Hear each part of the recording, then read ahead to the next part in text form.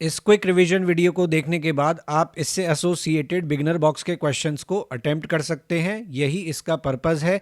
अगर इससे पहले आपने बिगिनर बॉक्स के क्वेश्चन किए हैं और आपको उनमें परेशानी आई है तो पहले आप इस वीडियो को देखें और उसके बाद उन क्वेश्चंस को अटेम्प्ट करें। और अगर आपने वो क्वेश्चंस अटेम्प्ट नहीं किए हैं और आप उन्हें करने वाले हैं तो मैं आपको सजेस्ट करूंगा कि आप इस क्विक रिवीजन वीडियो को देखने के बाद और फिर अपना बिगनर बॉक्स का क्वेश्चन जो है उनको अटेम्प्ट करें। यही इसका पर्पस है कि आपकी थ्योरी और बिगनर बॉक्स के क्वेश्चंस के बीच का जो गैप है उसे हम कम कर सकें। हेलो फ्रेंड्स, हम देख रहे हैं quick revision exercise before beginner box 4।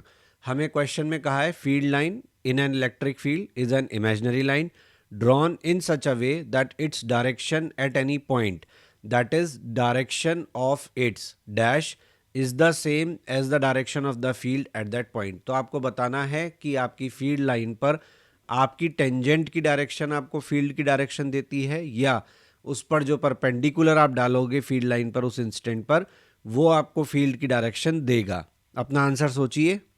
तो ऑब्वियसली आंसर क्या होगा? Tangent. Direction of it's tangent जो है वो हमें डायरेक्शन ऑफ फील्ड देता है। अगले क्वेश्चन में हमें कहा है the intensity of the field is proportional to number of field lines crossing unit area eight.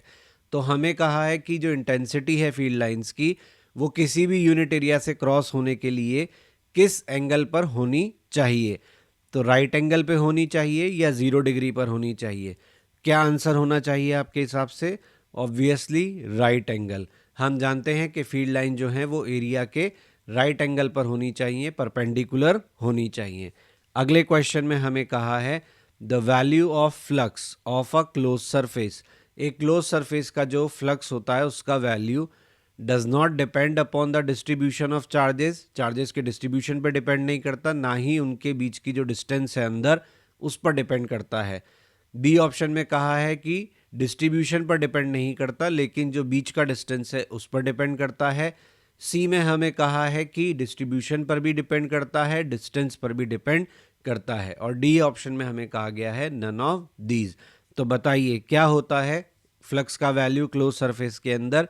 क्या वो डिस्ट्रीब्यूशन ऑफ चार्जेस पर डिपेंड करता है? नहीं, चार्ज एनक्लोज पर डिपेंड करता है। क्या उनके बीच के डिस्टेंस पर डिपेंड करता है? तो जब आप फ्लक्स की वैल्यू लिखते हो कहीं आप डिस्टेंस बिटवीन चार्जेस को कंसिडर करते हो? नहीं करते। तो क्या आंसर होगा? A option.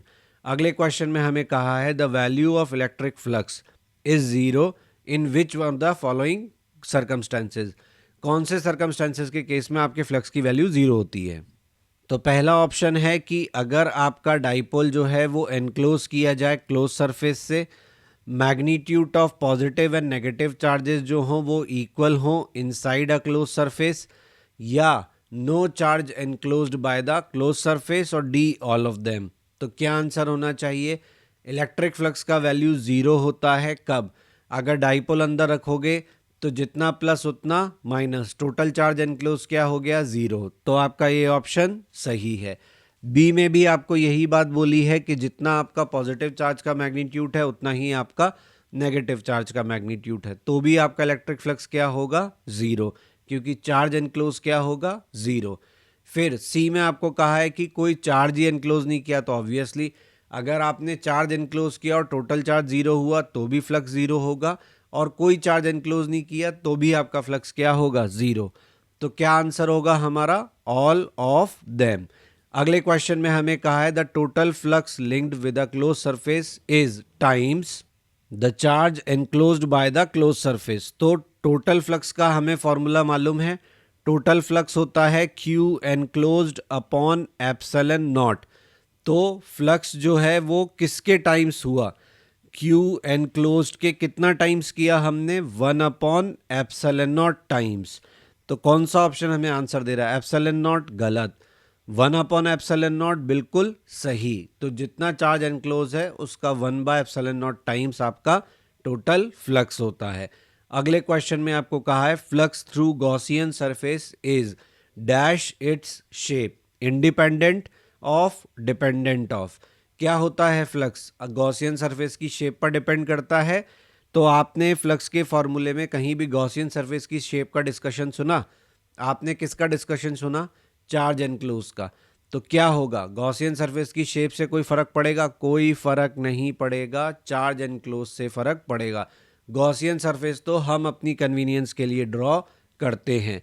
Electric field intensity at the Gaussian surface is due to, electric field intensity Gaussian surface पर किसके कारण होती है?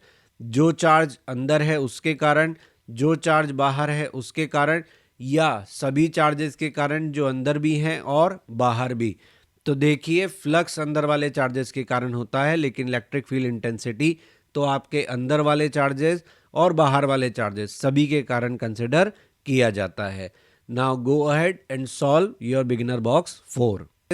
अगर आप बिगिनर बॉक्स के क्वेश्चंस के वीडियो सोल्यूशन चाहते हैं तो आप मेरे चैनल को लाइक, शेयर और सब्सक्राइब कर सकते हैं। चैनल का लिंक बायो में दिया हुआ है और बेल आइकन दबाना ना भूलें ताकि सभी इंपॉर्टेंट अपडेट्स आपको टाइमली नोटिफाई हो सकें।